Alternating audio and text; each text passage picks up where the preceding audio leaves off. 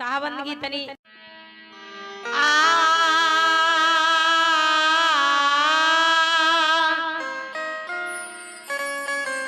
समय गया फिरता नहीं, झट ही करो निज काम। निज मतलब अपना, जो बीता सो बीतिया, अब हो गहो गुरु नाम, अब हो गहो गुरु नाम।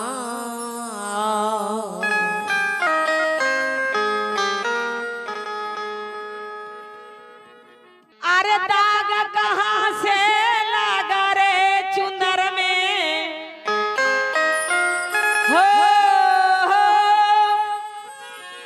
दाग कहाँ से लगा रे चुंदर में, अरे दाग कहाँ से लगा चुंदर में, दाग कहाँ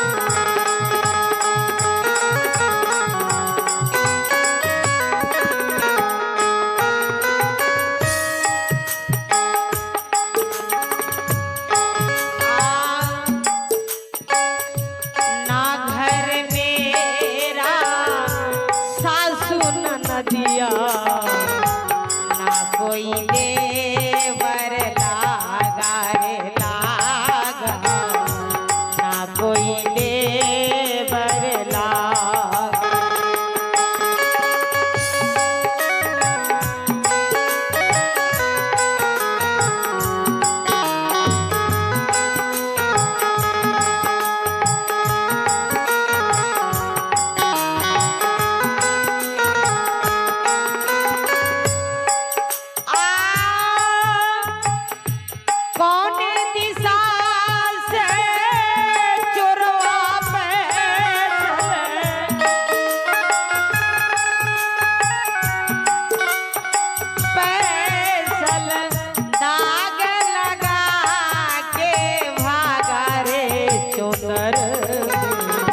दागे कहाँ से लगा चुनर में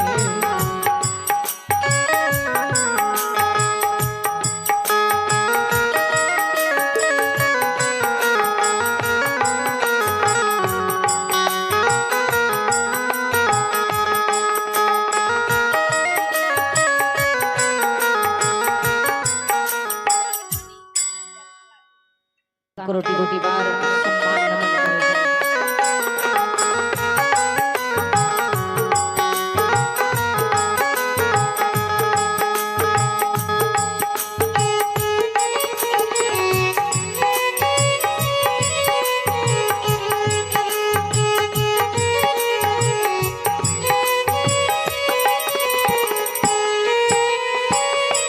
यह चुनरी मलमल धोबली धोबत धोबत भई पागल पागल धोबत धोबत भई पागल।